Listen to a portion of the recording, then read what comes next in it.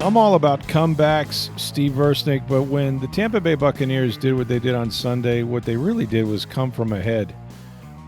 If you give away a lead and then take it at the end, is that really a comeback? I guess it is. At least it's NFL history. 3 games in a row now to start the season that the Bucs have won in the final minute. That has, let me check notes, never been done before. Incredible. And the way this happened, I mean, what?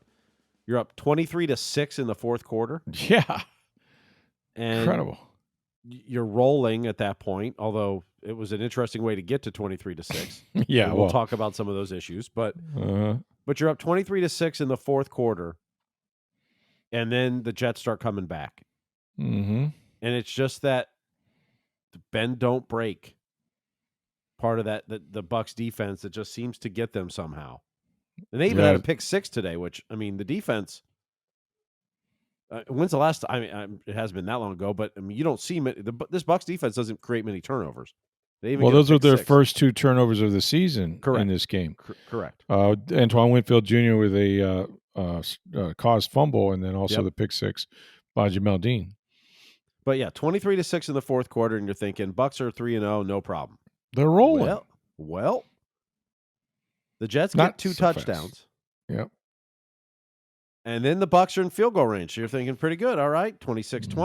Mm-hmm. Go to 29-20. Mm-hmm. And you got to be bleeping me. as the head coach said in the post-game press conference. Excuse the language. It was hysterical. Yeah, I kind of used that for my lead because, kind of what was going through Todd Bowles and, frankly, everybody's mind in Tampa Bay as they're watching this field goal block be returned for a touchdown and a go-ahead touchdown at that. And he goes, my thoughts when they were running for a touchdown, excuse my language, but you got to be bleeping me. Then after that, see how much time on the clock and you calm down and you try to win the game. It was unbelievable. And listen, not for nothing, but they may want to check to see just what's going on with special teams. And when I say special teams, maybe the coaching, I don't know. But in the last couple of weeks, you've had a blocked field goal, a blocked punt, huge kick returns against them. Yep. You've had missed field goals everywhere. Of course, 3 missed point. kicks in the first 2 weeks. Yeah, missed extra point, a couple missed field goals. And I understand that they're not kicking the ball for them, but holy moly, like you got bigger issues. You're giving up returns. It's really astounding in some ways that, and I wrote about this in the Tampa Bay Times on Sunday in my notes column, that they've done all this with virtually the special teams working against them. And, they say it's, one of the 3 phases of the game. Well, somehow they've managed to escape it because they've been awful. And, in Chase McLaughlin, I felt good for him in terms of he's, obviously when you miss 3 kicks in the first 2 weeks and you barely win on the final drive, those could have gone the other way and you could have been the reason they lost. And he was grateful that they didn't bring in a kicker this week. And he said as much. It's like, look, they showed confidence in me. And Chase is a very almost, I don't know, sort of robotic when it comes to his routine. He's established one now for a number of years in the NFL. He does the same thing every week, after every kick, before every kick, and that's how these guys have longevity in this league, is they don't ride the roller coaster, right? And obviously things had gone bad for him, but, just in talking to his long snapper, Deckers and those guys, they're like, Chase is always the same. And they hung out this week and he just, he really didn't seem to faze him. And it certainly didn't seem to faze him when he made the first 4 field goals and a couple extra points. But that block was crazy because the edge rusher that actually blocked the kick jumps over the long snapper. Now, if you make contact with anybody, okay, it's a penalty. You cannot make contact during a snap like that. But because he jumped over it clean and Deckers wasn't able to stand up and just brush him somehow, he not only blocked the punt, he picked it up and ran it into the freaking end zone. And all of a sudden, the Bucs are down by one after having a 16-point lead, I believe, in the fourth quarter. And now it's Baker Mayfield hero time. I mean, how many times is this guy going to put them on his back? And he just continues to to wow everybody, and they get down there within field goal range, and then they bring Chase back out, and there's no gimme that after having one block that you're going to make this one, but he did, and so it was pure redemption. They obviously after the game, Todd Bowles told him it's hard to win in this league. You got to cherish every win because they're hard to come by, and this one was too, even though they had a big lead on them. So look, I give them credit for being resilient and hanging in there. I don't know what's coming down the pike. The Eagles are coming to town. They're the best football team the Bucs have played yet, and the Eagles, very much like the Bucs, they needed a blocked kick themselves, I think, to win that game. Yep. So they're living on the edge, and they have been for some time. But that's going to be one hell of a game. And again, it'll be different if Mike Evans can't play. But if you get Godwin back and he's any good at all, certainly if you get Wirfs back, Wirfs coming back would change your entire line, because this from center to the left side, you'd be whole. You'd move Barton back to center, I suppose. Yep. And then you'd have Bredesen at left guard. You could move him to right tackle. I mean, well, I don't know what they do. I don't know if Bredesen can play tackle per se. You could move. Well, I'm saying you could move Barton to right tackle. Bredesen could remain at center. Yeah, maybe. I don't know what they'll do. Maybe. I don't know what they'll do. Or who did play right tackle? He started his career there. Is Tristan Wirfs. Yeah, but so let's say Barton couldn't flip left. Yeah, I think you're leaving. Oh, I think you would too. But I'm saying if Barton couldn't play that side, I mean, the offensive line was a interesting mismatch. Oh God, it was awful. First of all, not one person on the line was at their position that you expected to be at the beginning of the season. Right. All 5 positions were somebody different than you expected to start there. Now, Barton was starting at left tackle. You thought he was at center. Bredesen was at center. Thought he was at left guard. But what was there, 5 holding penalties on the first drive? There were 5, and in the game there were 2 each on the 2 young rookie guards, Luke Haggard and the other one's not in front of me right now. But it was not good, and that's putting it mildly. Just all those penalties in the first quarter, really, for both teams was just it was mind-boggling. But the game was almost unwatchable because there were so many penalties. It was every play, like literally every play. And they picked up some flags. What if they hadn't picked up about 4 or 5 flags on top of that? Yeah. So I don't know if these guys were, committing that many infractions. It seems to me they were pretty flag happy. And with the holding calls, some of those aren't, I'm not saying they got them wrong, but some of those get let go quite often. But anyway, they're 3-0, and they haven't been 3-0 since 2005. Which is remarkable, 20 years ago. Speaking of anniversaries, man, and welcoming players back, they had a tailgate party at the indoor facilities at Raymond James before this game. At least 100 alumni from every era, 70s, 80s, 90s, 2000, 2010s. They showed up there in droves. It was really cool to see that the Glazers, I assume, took care of them and all of that. But they honored, really sort of 5 decades. If you will, Buccaneer football. No, that was incredible. And Rondé Barber went on the TV broadcast as well as part of it. Yep, saw that. No, it was really cool. And I know in the bowl they were showing lots of the alumni around. Barber was sitting there with John Gruden. Yep, Warren Sapp and Sapp was there. Yeah, I saw the big man. I saw Josh Freeman was there. Josh Freeman, I hadn't seen him in years. Yeah. The last time I saw Josh Freeman, I wrote a story about this, and it was one of the sadder stories I've ever, actually one of the sadder experiences. I mean, here was a guy, Josh Freeman, first round pick, really young. Like when he came here to Tampa, I think he might have been 20, just turned. So young quarterback, Raheem Morris had been out there at Kansas State and knew him and thought he'd help them and all of that. And they didn't play him right away. But eventually, you can't fake certain things, right? And in like his second or third year, Freeman goes 26 touchdowns and like 7 interceptions or 6 interceptions, and they win 10 games. They go 10-6, and he's a huge reason why. And then they just sort of never got them free agents again.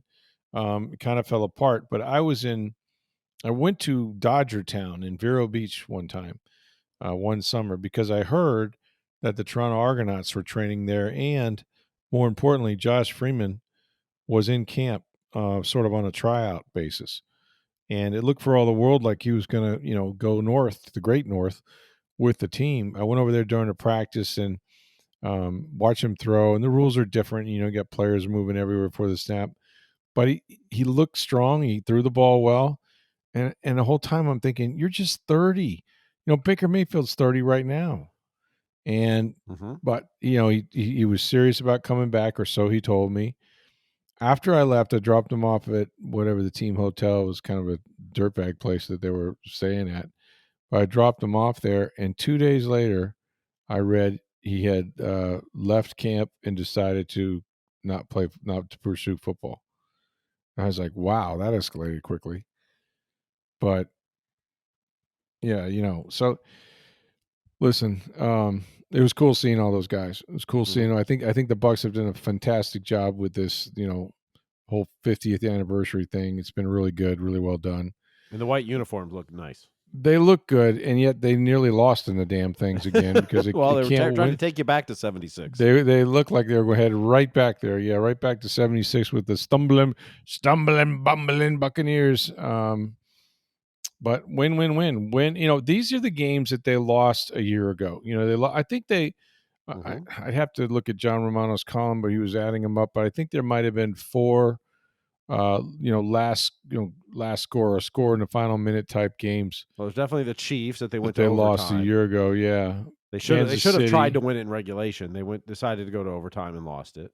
Yeah, definitely Kansas City. There was the Niners, wasn't the Falcons. The Falcons were one for sure. Niners might have been. I have to go back and check it. But anyway, there were less than a handful, but more than one. That kind of, and so now they're on the other side of the ledger, which is great. I mean, look, it's hard. Like, Todd Bowles told his team after the game, we don't apologize for winning.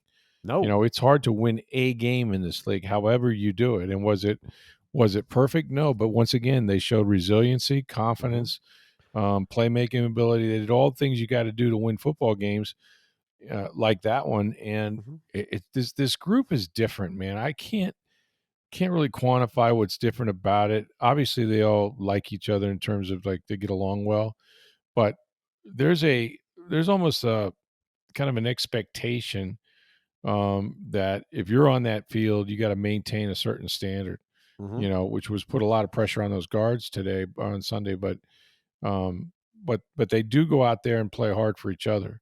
It's a kind of more of a brotherhood than coach to player type atmosphere, but. I almost look at it, and look, this organization went 12 straight years without making the playoffs. Yeah, they did. And then Tom Brady comes in, and he shows them how to win, how to be a winner, how to train like a winner, practice like a winner, maintain your body like a winner, all this stuff. But he wasn't necessarily the most liked guy in the room. Not at the end. No, yeah, particularly at the end, but. He was unrelatable to some of those guys. Well, look, he could have been their fathers. He's as old, as I remember Wirf's telling him this. He's as old as Tristan Wirf's mom. Yeah. So, but he kind of laid the blueprint out and showed them. Yeah, he did. What and how, and in part with Bruce Arians as well. Change the complete culture of the building. Change the culture of the team. Yes, he did. Then you bring Baker in. And the team has learned how to win, and they know the blueprint and what to do, especially the core guys, the Mike Evanses, the Levante Davids, that. But then you bring Baker in, who works his ass off just as much as Tom Brady does, but is beloved, and now you've created a brotherhood bond in there. Yeah, on top of what Tom Brady started and built. Yeah, they built on it. Right.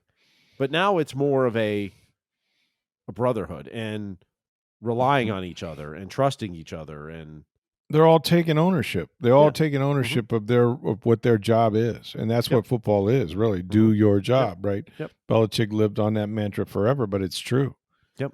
You can't have one guy out there not doing a good job. Right. And Todd Bowles has cultivated it too. And for those who don't like Todd Bowles as a coach, he's pretty good. Well, you can sit there and rip what he did in New York, but it's New York. The Jets have been awful for a long time. Yep, like the that's ownership true. and everything else. Like, And I like Aaron Glenn, and I think he's going to do a good job. But but it really comes from the head down, right? It just does. But what Baker did in that last drive too. Uh, The offensive line wasn't good all day. no, You didn't have Mike Evans in that drive, right? so now you don't have Evans. You don't have Godwin. You don't have McMillan. Yeah, Like Shepard had a great game. he really did. Old reliable, he called him. Yep. Yep. And that's what you need. You need guys to start stepping up when that happens. And the injuries are really starting to mount even on the defensive side now too, as some guys went out as well. But without Mike Evans on that last drive, you could have easily after that punt or the field goal block in return for a touchdown been like, oh crap. Yep. But that's not what they did. No, they had 3 timeouts. It was under the 2-minute warning, and they were ready to go. And Baker's really good at those situations. Emeka Egbuka was terrific. Early in the game, he had that one-handed catch. That was a highlight catch, and they took one away or didn't review it. I don't know which. That looked for all the world like he might have been in bounds at that point too. But I don't know what they did. But he's special. He had several catches that were just incredible, and then the one they didn't call, as you mentioned, right? That they said he was bobbled and out of bounds. It was close, right? That's a tough one, but yeah, he was incredible. And what I sent you a stat Jeremy Fowler had tweeted out. Mm-hmm. I'm going to pull it up so I make sure I get it right. The Bucs have 100 rushing yards and allowed fewer than 100 rushing yards in 11 straight games. That's the longest streak in NFL history. Wow. That's quite a piece of history right there, man. Well, they say you got to stop the run and run the football. That's what the Bucs do. I give you the Buccaneers, yeah. And they do it better than anybody. Yep. And they got tough, like Bucky got tough yards, right? Yes, he did. Probably didn't average 2 yards a carry, but man, he stuck his nose in there and got some really tough yards for him. Blitz pickups. He did his job, and I don't know how I don't know how they would stand the heat. I know they practice in it all the time, but it was like special hot out there. I think at one point the broadcast said there was 114 degrees on the surface. Yeah, something like at the beginning of the game they were saying it was like in that range somewhere. Yeah. I don't remember exactly what they said, but unless you're going to fly around all day, that's tough duty. You might as well put AstroTurf down at that point. I know, right?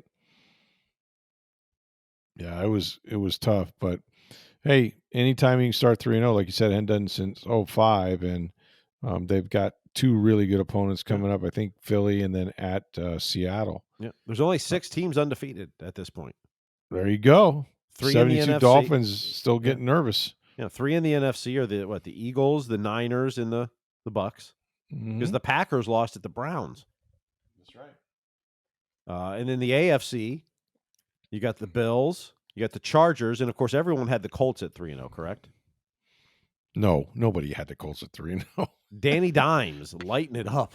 Danny Dimes and Saquon Barkley, and all the while the New York Giants brass is going, what? The fan base, yeah, you got your Scatterburrow.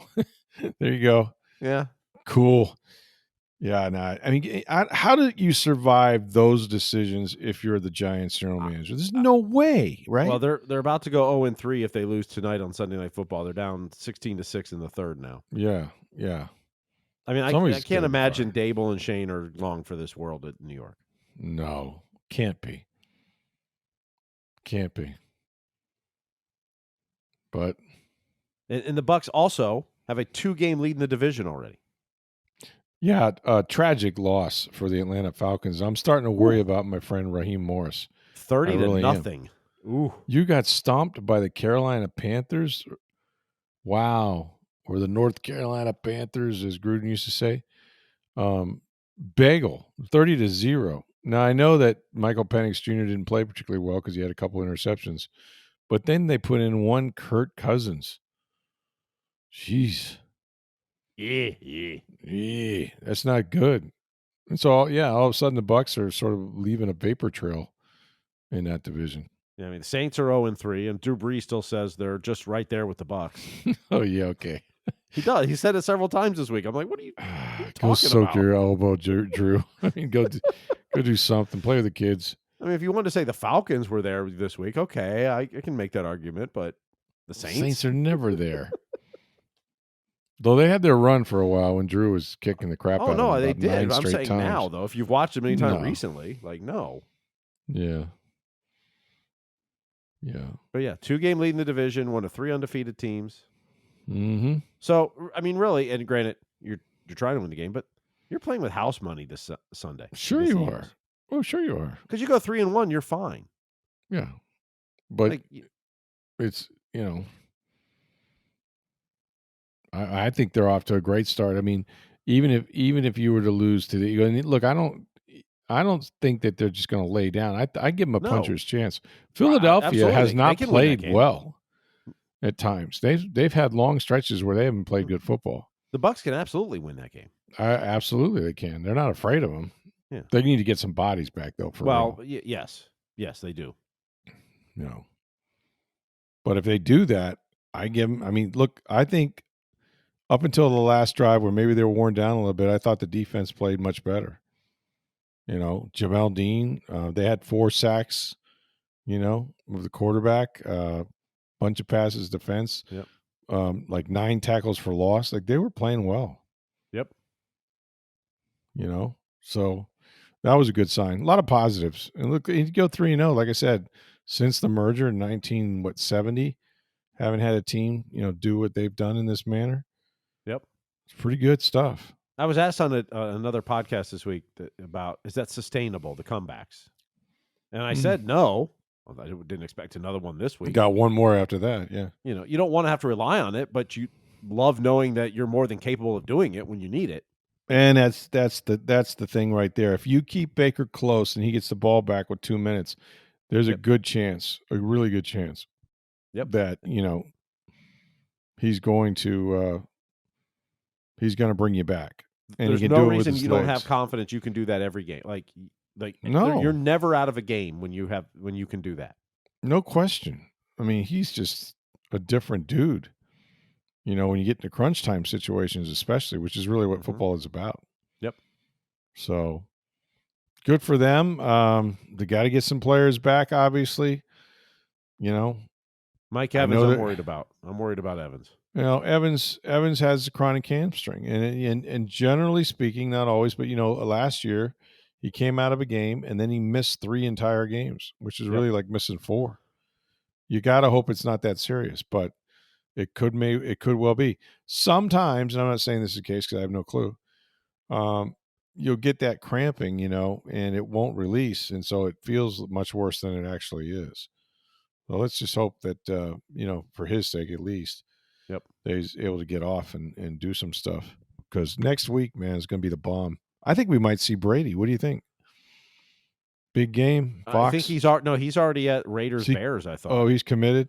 Oh, okay. Because that's the whole controversy. Is he's doing a Raiders game against the Bears next week. Oh, okay, gotcha. And the Raiders, because he's in the coach's box of the Raiders. Are the Bears going to do anything for him or whatever? So unless they switch it, so they probably should, but I don't think they can switch it at this point.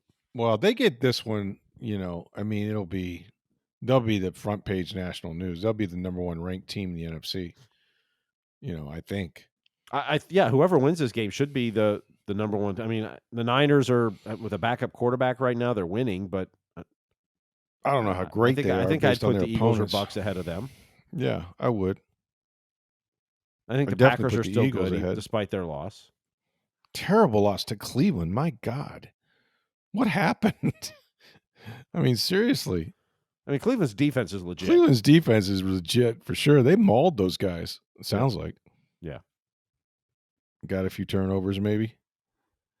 But great fun at the old ballpark. Bucs 3-0, first time since 2005. Baker Mayfield, who I saw him either hit his hand on something, he was kind of flexing it after a while, but he seemed to be okay after the game. Actually, high spirits, you would imagine. So, anyway, we'll talk more about the Bucs, of course, as the year goes on, the week goes on, I should say, because we'll have Todd Bowles on Monday morning and get a better update as to how Mike Evans is doing and what they plan to do at receiver if, in fact, he's the next guy to be down. Hey, get on down to Breitling Boutique International Plaza Mall. That's where you're going to find the beautiful watches, best Swiss watches you've ever known. They've been making them for over 140 years, and they've been at of course, International Plaza for the last 5+ years. Now, when you go down there, go upstairs, second floor, take your time with the customer service. You're going to learn a lot up there, no doubt, about beautiful timepieces you can come away with. And they also have watches for your wife, for your girlfriend. These are sports watches. They're durable. They come with an array of different colored wristbands, and she's going to love them while supplies last. And this is important. Breitling Boutique is offering the 32 NFL team watches. That's right. Each team has its own watch. These watches have the colors on the face of the team that you're rooting for, as well as just the logos and everything like that. They're beautiful. If you go by, I was International Plaza Mall a couple weeks ago. They still had one from the Buccaneers. It's while supplies last, so make sure you get that down there and let them know where you heard about it. It's Breitling Boutique, International Plaza Mall. Tell them that Rick and Steve sent you there. It was a fairly emotional week at Steinbrenner in this last series. Not only did they say farewell to the ballpark, but they also said farewell to their owner, Stuart Sternberg. And John Ramona wrote a great column in the Tampa Bay Times on TampaBay.com. For whatever faults or beefs or whatever you have with Sternberg, know this. He probably saved, well, he did save baseball, I think, in Tampa Bay. And he recreated a franchise, rebranded it, reimagined it, hired a ton of really smart people that are now all over Major League Baseball being, pilfered from this area. I truly believe he did love the Rays. Mm-hmm. And from all the accounts, if you read Romano's column, a guy that would do anything for his employees. Really impressive. He's beloved by his staff, and always has been. And despite the public persona of Stu and some of the issues when getting stadiums done, his staff has always loved him. And there was a lot of tears at the park this weekend. And I was at Friday and Saturday's game, not just from Stu and being honored, and they did a video tribute, and all the players and staff came out and tipped their caps. They had Stu caps to them. It was to all those guys, to Matt Silverman, to Brian Auld. It was all that. It was an emotional weekend, not just for those guys, but the staff around them. Everybody was emotional, and change happens and this happens, but none of them wanted to see Stu sell the team. They love working for Stu, just in a lot of those stories you don't hear because they weren't made public. And John Romano, wrote about some of them because he talked to several of the employees there. Yeah. Whether it's paying for hotels after the hurricane because people's houses were flooded, or just taking care of things. Mm-hmm. And part of the employees don't know what the future holds either. I mean, new ownership can mean changes, and maybe they're good, maybe they're bad. You just don't know, and only time will tell. But it was emotional. They probably said good riddance to Steinbrenner Field. They sure did. although they win on Sunday night, so they finished with a winning record, 41-40 at home. So a winning record, and they had no rainouts. How about that? Amazing. Incredible. Now, some of it may be based on the scheduling, because there were some weeks where they were on the road and it poured every night. Oh yeah. So they got some luck there, but yeah, not one rain out. A couple long rain delays, a 4.5 rain hour delays, one, and a couple that were close to 3 hours. But right, I think it was a total of 9 hours of rain delays, and maybe 2 of them were in the most in the 2 games. Yeah, was most of it. But and I think the staff, everybody did everything could to make them feel at home. But the fact of the matter is they had not played outdoors every single day. The heat is a factor. Yep. There's a lot of things. Itself. Ballpark itself with a short Tropicana Field's more of a pitcher's park. Yeah. Steinbrenner Field is not, particularly definitely a hitter's park. You get the ball up in the air and you probably got a home run. Yep. So I still think it's the story of the year because, I mean, I don't know, underachieved or about what you thought, Steve? Truly. What do you think? Injuries included? Well, to be honest, they weren't that injured most of the year.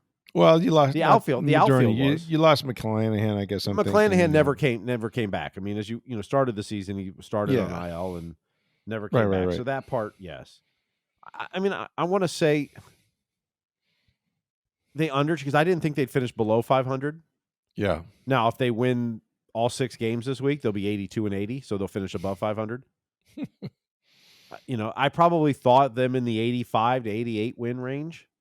Okay. So do they underachieve? Yes. Technically, But maybe. but did we know exactly how things would play? I mean, what was bizarre was how bad they started at home, Yeah. and the ball wasn't flying out like we thought it would. Right. And then as it heated up, the ball started flying out, and then they went on that 25-9 run in the season. That was it. They teased Rays fans because that was torrid. Yep. But then they turned way around and played. went 10-24 the next games. Like, Yeah. what they gained, they gave it all back, and it was. Sounds like my diet. Yeah. I mean, I look great. I think I'm happy. Okay, I'm right back where I was. Yeah, no, I understand. I do. It was a confusing year. And then the other thing, look, there's no way around this. Major League Baseball did not help these guys, okay? Like, what's ironic is no rainouts, very few delays, but so they still backloaded this thing to where all their games on the road were at the end of the year, and you're playing 17 and 19. Yeah. I mean, come on, man. So, for clarification, because I asked some people about this, I believe it was the Rays who changed the schedule, not baseball. Oh, God, that's worse. That they were trying to avoid the rainouts and sitting in clubhouses for hours day after day at home. Wow. I could be wrong, but what I understand, it may have been more the Rays shifting the schedule than baseball was okay with it. Right. But the information I had was that it may be the Rays that actually did that. Yeah. Well. And look, you just didn't know what it was going to do going in. I mean, the honest truth is this was unparalleled. You had to go play in a minor league ballpark stadium. You're used to a dome. You go outside. It's not your home park. Just everything about, you just didn't know what to expect. And so the Rays were trying to front load the schedule so that they could, avoid rainouts. Avoid the rainouts, now, yeah. The real problem with it is that they didn't take advantage of the front loaded schedule. They weren't winning at home early enough. That's true. Yeah. Now, the ballpark didn't play the way you thought it would, and maybe that's part of it too. Mm-hmm. It's just, there's probably a million ways to dissect this season.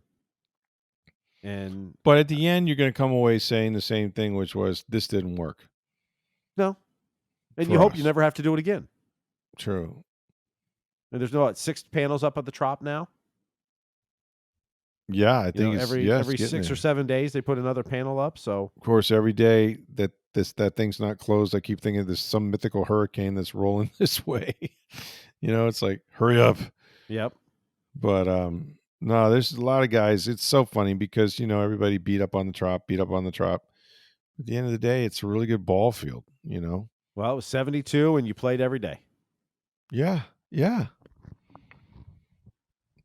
I don't like the turf part, but that's when you have a dome, you kind of have to. You got to have it, yeah. That part wasn't as fun, but yeah. I mean, is it the nicest park and amenities in baseball? No, not even close. But well, their pitching staff's about to stay a lot fresher, I think. You hope so. Yeah. You hope the whole team. I mean, although now you're going to go back to playing on turf, so that causes. I mean, Kevin Kiermaier always had issues with the turf. He did. But it's funny because you're walking back to that building almost like, yes, where all they've been trying to do is get out of it. Yep. Now, get to Tampa, get anywhere, and now you're back in it, and it is exactly what you want. Well, you don't always know what you have until you miss it or until it's gone. Yeah. So, congratulations, Brandon Lau hit his 30th home run. How about that? Second time in his career he's done that. And he missed some time this year, too. Yeah, a little bit. And Junior Caminero back in the lineup. He had missed a couple games with that back tightness. So back in the, he still needs 2 more home runs to tie Carlos Pena for the franchise record at 46. Yeah, I kind of hope he gets it. I like Carlos Pena, but I'd love to see him walk out with that first year, really first full year with the Rays. Yeah. Yandy Diaz is hitting unbelievable right now. He's over 300 again. Yeah. How's this guy bat 300 every year? I'll look up and it'll be like April and it'll be like, okay, he's hitting 217. That's not good. And then you look up again, it's like, wow, this guy's going to bat 300. Yeah, he's up to 302 now. He's also got 20 home runs, doesn't he? Yeah, Chandler Simpson at 299. Can he get to 300 for the season? That guy's been swinging the bat really well. I love his game. You got a table setter like that? He's done a hell of a job. Yeah. They were Christopher good. Morel had 4 RBI tonight on Sunday, so That's your nice. guy. My guy, Christopher Morel. Yeah, I like them all. Except he strikes out too much for my taste. But what do I Just know? one more week of Rays baseball. I can't believe it. Like I'm looking at the calendar and I can't believe somebody said, "Yeah, this is their last home game." I went, "Wait, what? How can this be?" It's like, oh, it's like late September, and I really should be back at school. What a weekend at right that area there, Ray J and all that. Friday night you had a Rays game. Yep. Saturday you had a USF game and a Rays game. Yep. Then Sunday you had a Bucs game and a Rays game. And a Rays game, yeah. I heard I think it was Andy on there on the radio saying, yeah, looking around, seeing a lot of Bucs jerseys and even a few Jets jerseys. It's like, yeah, why not, man? You're down here taking a doubleheader right across the street. Yeah, why not? What an awesome day that would be, right? Exactly. Starting you the afternoon. You paid for parking already. You might as well take advantage of it. Yeah, and man, it was baking out there, and I don't mean Baker Mayfield. Like it was so hot. How hot was it? It was so hot. But no, it was crazy. Crazy hot. I don't know how people sit in that, Steve. I got to be honest with you. When they redo this stadium, they're going to have to put some kind of cover. I imagine that's coming. Yeah, much like Hard Rock. I would imagine.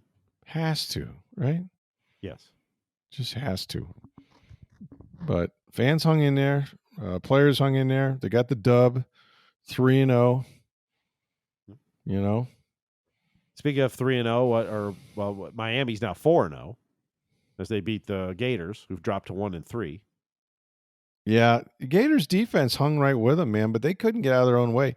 I don't think one of two things, maybe they both can be true. I don't think DJ Lagway is very good, but I also don't think he's getting a lot of help from his coaching staff. Does that make sense? Nick Saban was just saying he doesn't practice enough and hasn't. Like Nick Saban was saying, and I saw this on one of the social media sites, the Florida's got this is the most talented roster they've had in years. But the quarterback isn't getting enough reps or practices or whatever. Is that because he's hurt? I don't know. But it was, he's just commenting that this roster is good enough. And look, Michigan's got a true freshman quarterback. I mean, there's young quarterbacks all over the place. But man, he's just not looked good to me. Mm-hmm. I think he holds the ball too long at times, not been as accurate as he needs to be. Well, and the schedule doesn't get any easier for them. Oof, no, it doesn't. I mean, I think they're bye week this week, which, hey, you can't lose. Nope. Good week to reassess Billy Napier. Yeah. But then you host Texas. Oh, no, Texas. Look out. Arch Then Manning. you go to Florida. Then you go to, Texas A&M. Oh, okay. So 2 top 10 teams the next 2 games. Gig 'em. Yeah. No, the tale will be told. And I don't think then you'll host Mississippi State. Then you'll have a bye, and then you get Georgia. Another top 10 team. Wow. So 3 top 10 teams your next 4 games. Yeah, there's just no break in the SEC. That's the problem. Good wins by Florida State, USF as well over teams that were heavily favored. So they both roll on. Alex Goller's team is now 3-1, which is great. Terrific start for him. Another big win by for the American Conference. Memphis knocked off Arkansas. I saw that. That's incredible. Yeah. Memphis is now the betting favorite to make the college football playoff over USF.